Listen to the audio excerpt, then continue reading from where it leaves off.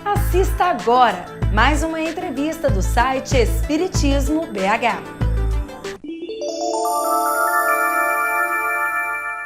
Espiritismo BH recebe nosso querido companheiro Marcos Papa, que hoje vai nos ajudar na interpretação do sermão profético de Jesus. Seja bem-vindo, Marcos. Muito obrigado, mais uma vez aqui presente, no Espiritismo BH.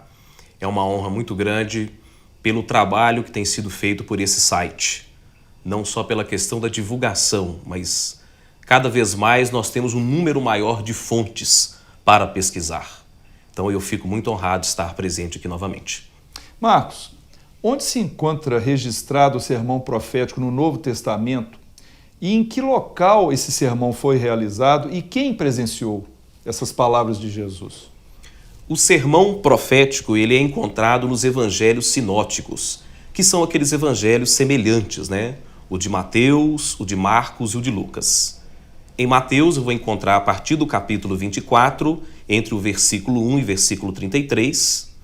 Em Marcos eu encontro no capítulo 13, no versículo 1 até o versículo 27. E em Lucas eu encontro no capítulo 21, a partir do versículo 5 até o versículo 27. No início da passagem, percebemos que Jesus está saindo do templo em Jerusalém. Então, por aí a gente já sabe onde é a cidade. E logo em seguida, ele vai para o Monte das Oliveiras. E aí ele vai conversar com os apóstolos. E lá no Evangelho de Marcos são citados os 4 apóstolos, Eu vou encontrar com Pedro, Tiago, André e João. E nesse momento eles vão fazer uma pergunta ao mestre. Eles chegam para o mestre porque assim que Jesus sai do templo, os apóstolos estão contemplando a beleza do templo, eles estão observando e admirando o templo. Então Jesus vira e coloca uma frase muito clássica, muito conhecida: esse templo será destruído, não sobrará pedra sobre pedra. Aí os apóstolos ficam extremamente curiosos, eles ficam interessados no assunto e perguntam para Jesus: quando que vai acontecer essa destruição? E quando acontecer essa destruição, depois, onde será o fim dos tempos? Quando acontecerá o fim dos tempos? Marcos, após Jesus ter mencionado a destruição do templo, alguns apóstolos provocaram o seu discurso com 2 perguntas, que resultariam em 2 abordagens para o sermão. Você poderia nos explicar? Se formos olharmos sob a ótica da doutrina espírita, nós teremos aí uma divisão de tempo, porque primeiro Jesus fala sobre uma destruição. Ele tem um sermão apocalíptico, Porque o apocalipse em grego significa revelação. Então Jesus traz uma revelação para os apóstolos, que tempos difíceis estão chegando e que haverá a destruição do templo. Mas logo com o passar desta época, nós iremos viver um novo mundo, Um mundo de paz, um mundo de regeneração. Então ele deixa esta esperança para os apóstolos, que será necessário os tempos difíceis, mas que logo a seguir virá uma nova época, que foi o que os apóstolos entenderam como o retorno de Jesus. Daí que se inicia a curiosidade: quando que isto vai acontecer? E aí os apóstolos perguntando, Jesus começa a falar, que de princípio teremos esses acontecimentos extremamente negativos e que eles fiquem preparados para tal. Agora, o quando isso vier, terá a época certa que os apóstolos irão perceber. Então os apóstolos acharam que Jesus estava falando do seu próprio retorno? É isso? Na verdade, Jesus conversando com eles, há um momento que ele cita o profeta Daniel. Porque o profeta Daniel, que viveu mais ou menos 160, 170 anos antes de Cristo, ele presenciou uma das invasões a Jerusalém.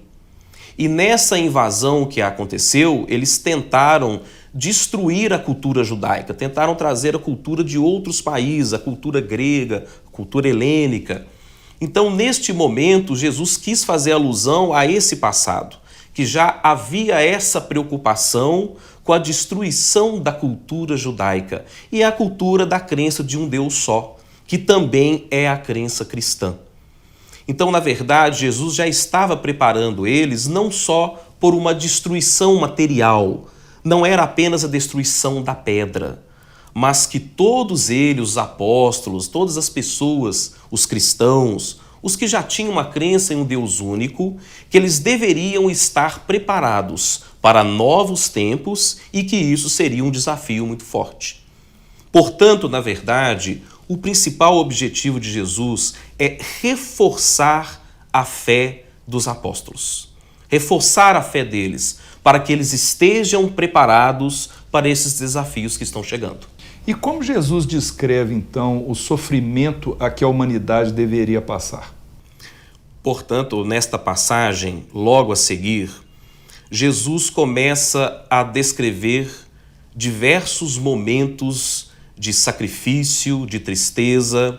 Ele fala sobre fome, ele fala sobre o céu escurecer, ele fala sobre nações que ficarão contra outras nações. E aí a gente lembra muito uma outra passagem de Jesus, quando ele diz que não veio trazer a paz, mas ele veio trazer a espada.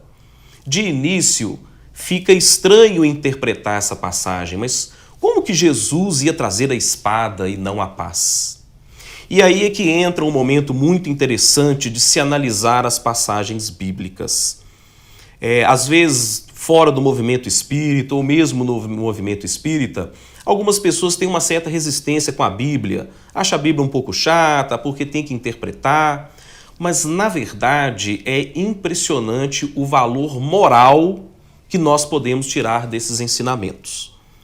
Se pegarmos a introdução de O Evangelho segundo o Espiritismo, lá no primeiro parágrafo, o Allan Kardec traz a seguinte colocação, que nós podemos dividir os evangelhos em 5 matérias: as predições de Cristo, os milagres, os atos comuns de sua vida e as palavras que foram tomadas como dogmas pela Igreja. Mas uma quinta matéria se permaneceu inatacável, é a palavra que Kardec utiliza, inatacável ao longo dos tempos, que é o ensino moral.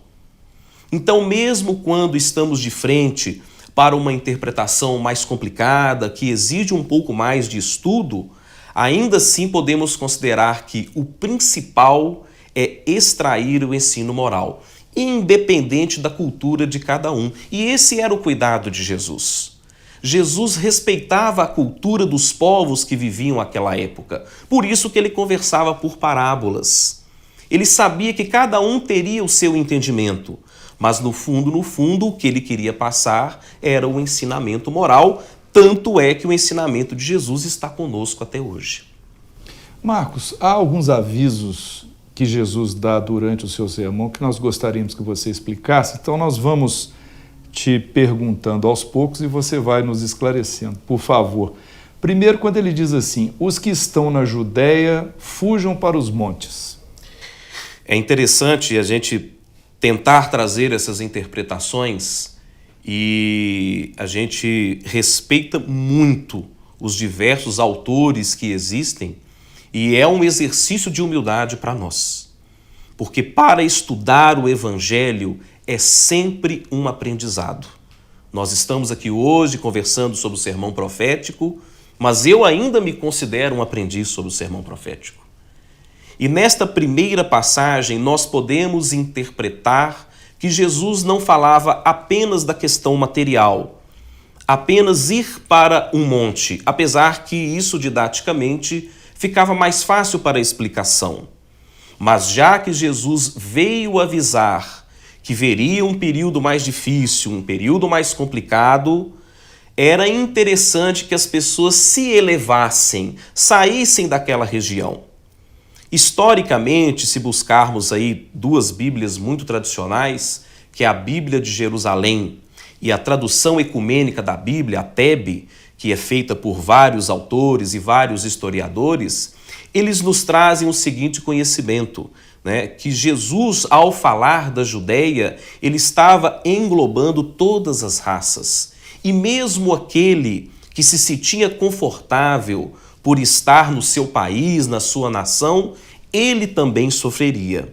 Então era interessante estar em um local mais seguro, em um local mais elevado.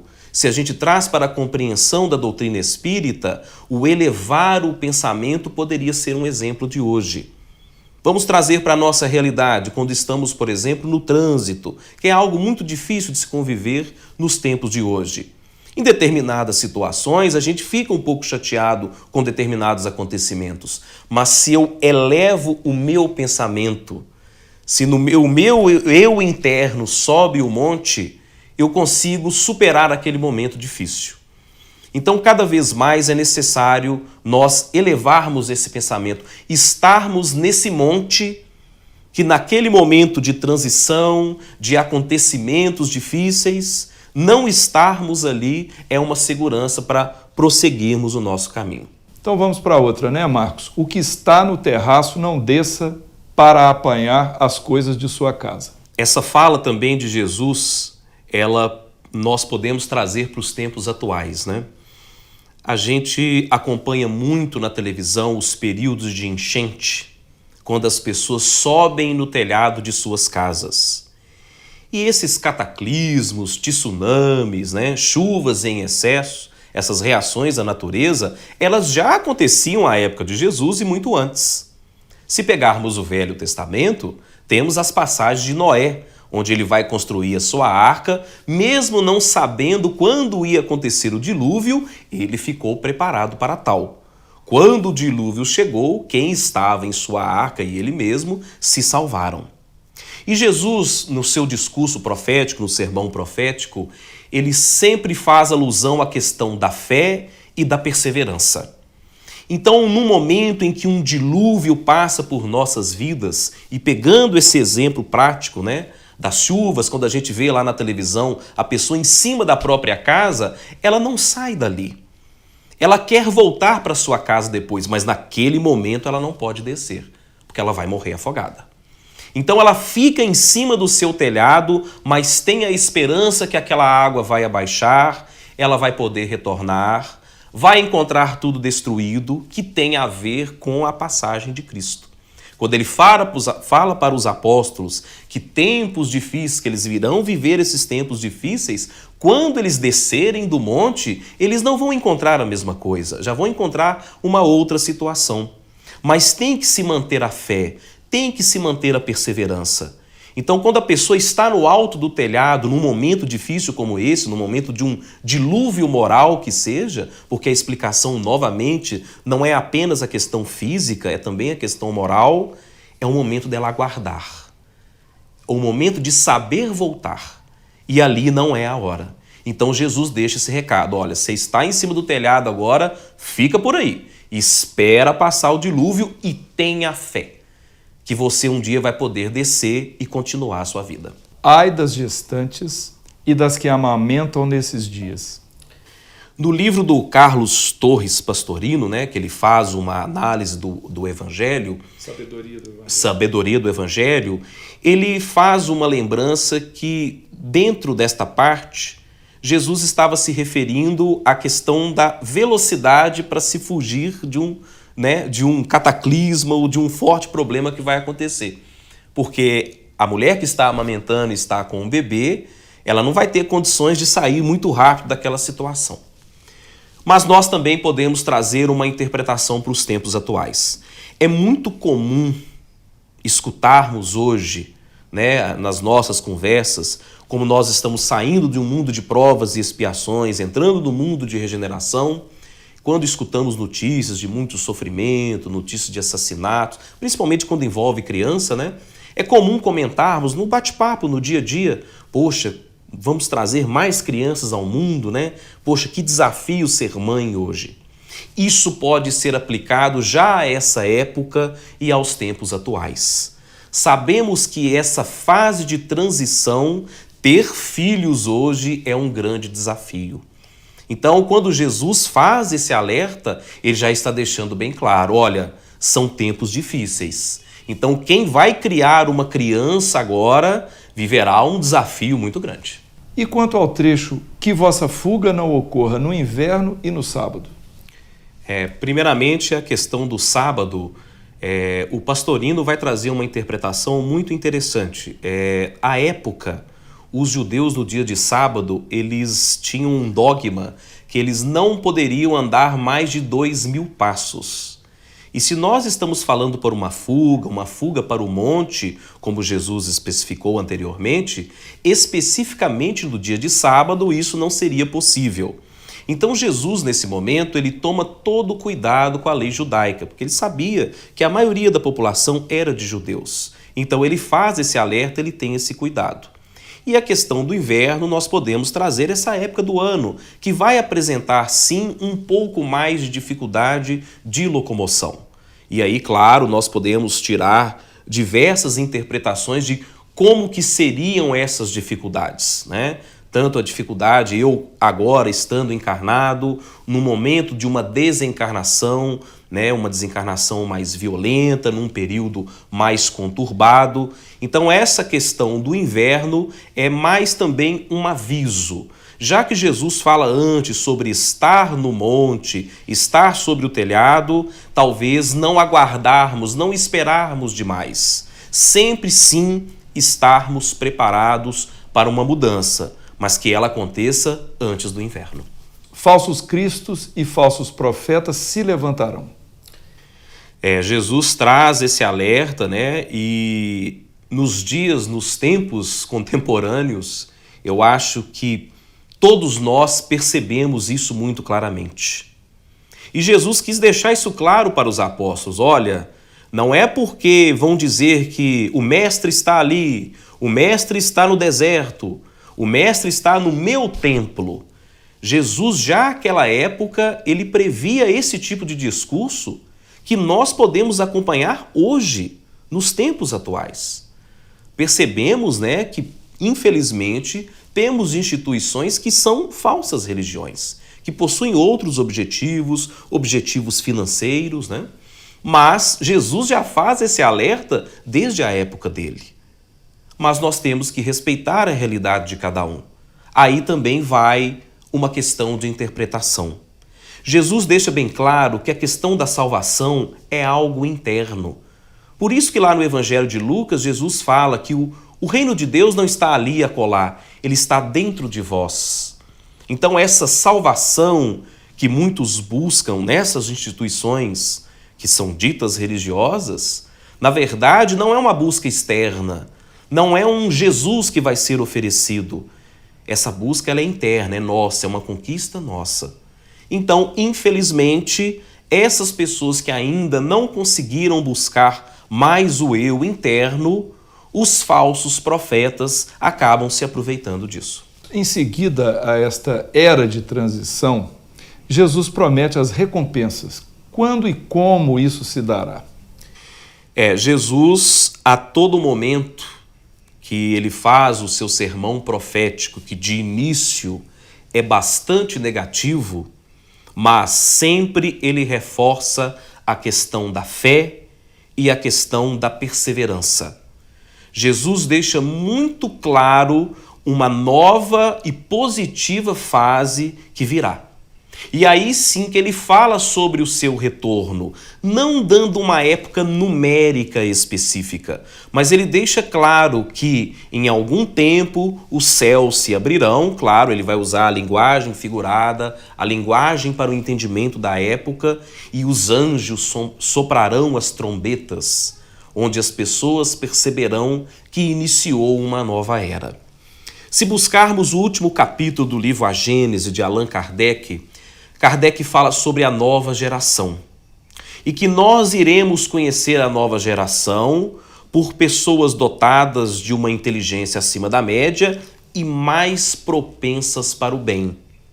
Jesus fala muito sobre isso também, que nós saberemos quando será a mudança dessa era. Por isso que ele fala logo após os falsos profetas, porque somos nós que iremos saber quando chegará essa época de uma convivência melhor. Então, esta recompensa, em momento algum, Jesus fala de uma recompensa material. Ele deixa muito claro que é uma recompensa para a alma, uma recompensa para o espírito.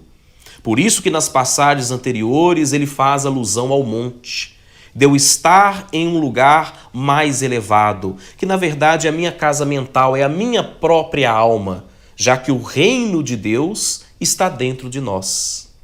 E se a gente também vai lá em O Livro dos Espíritos, na questão 621, clássica pergunta, né? Onde está escrita a lei de Deus? Na consciência também, dentro de nós. Então a gente vê aí a coerência da doutrina espírita com os ensinamentos do Cristo.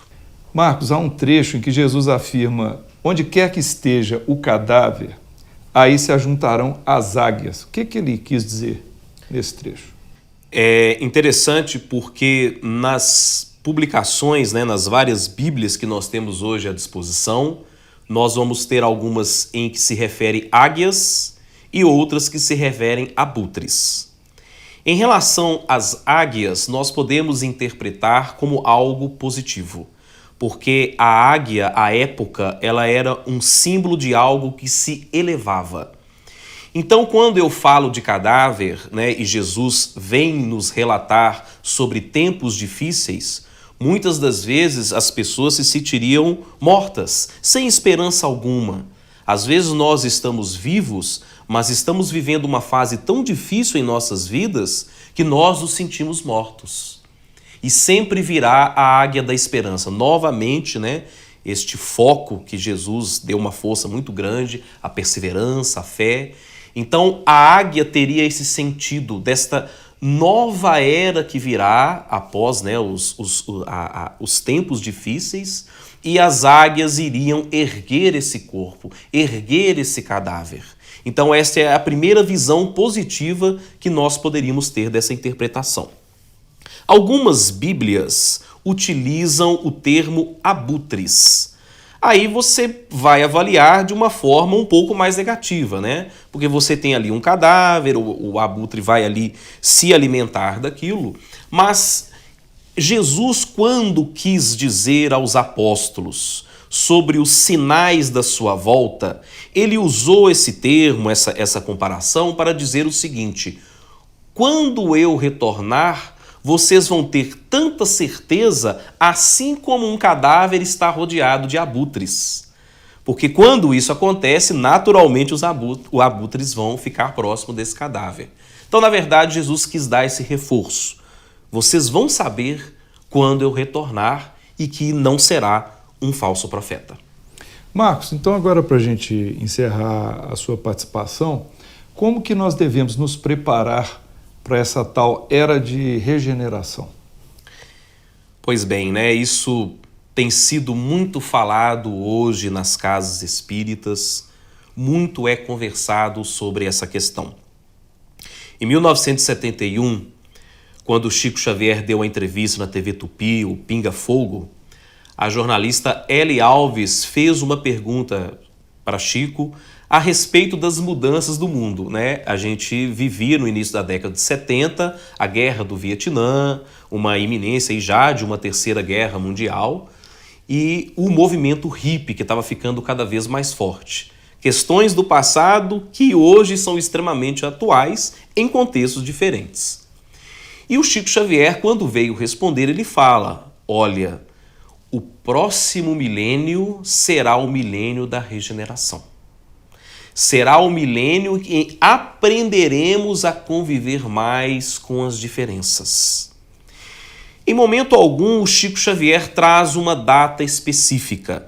Há uma discussão muito grande no movimento espírita, tem um outro livrinho que chama Pinga Fogo com Chico Xavier, em que há um relato de um ano de 2057, eu respeito essa interpretação, eu prefiro não trabalhar com a questão dos números em específico, porque o futuro está sempre em movimento.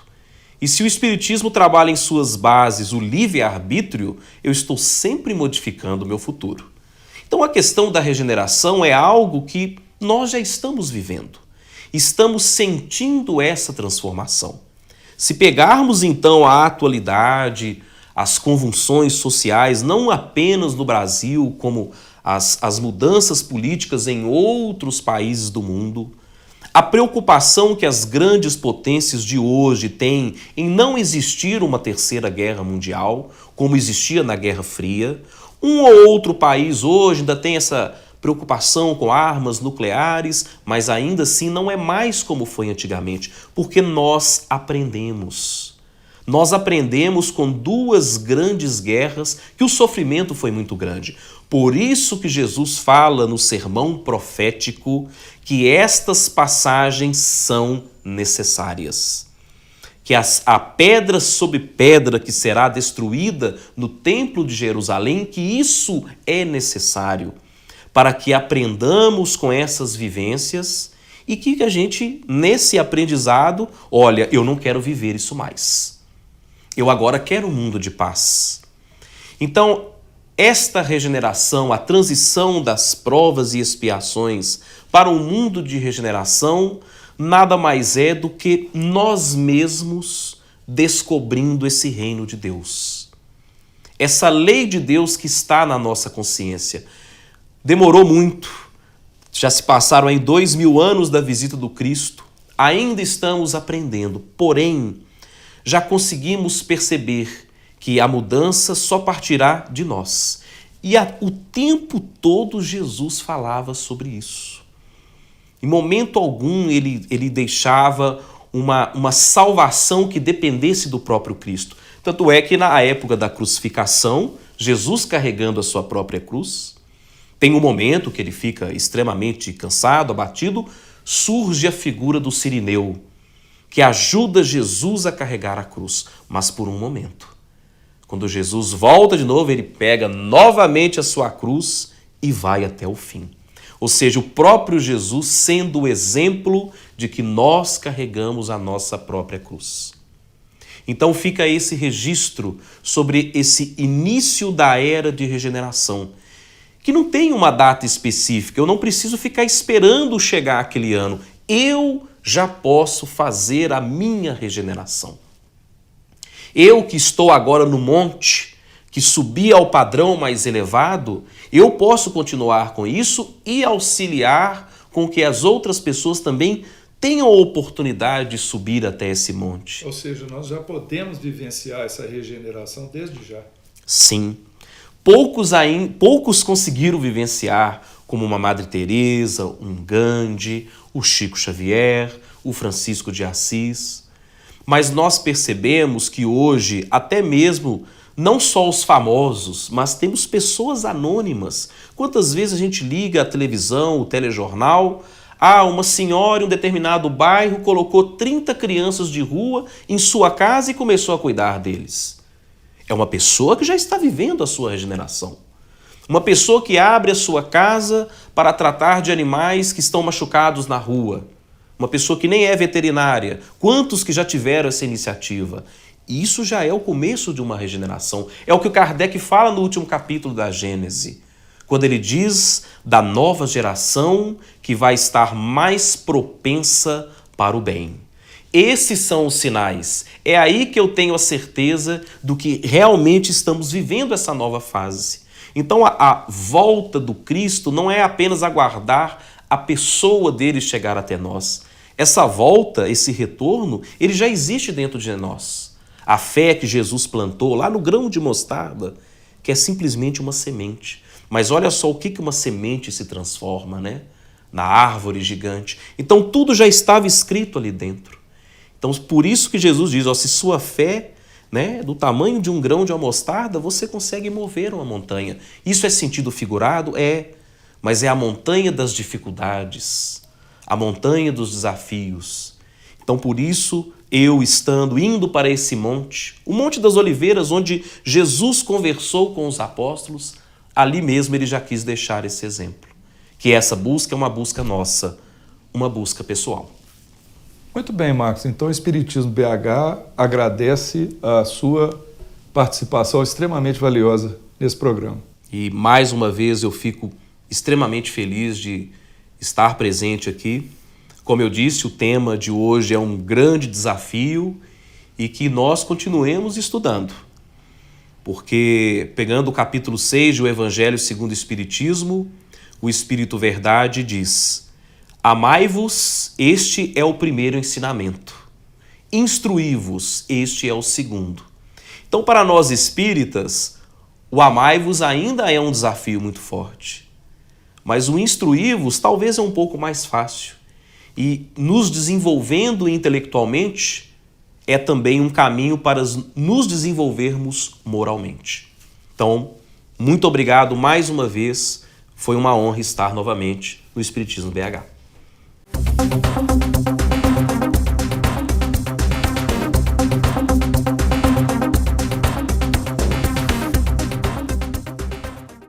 Esperamos que você tenha gostado deste vídeo.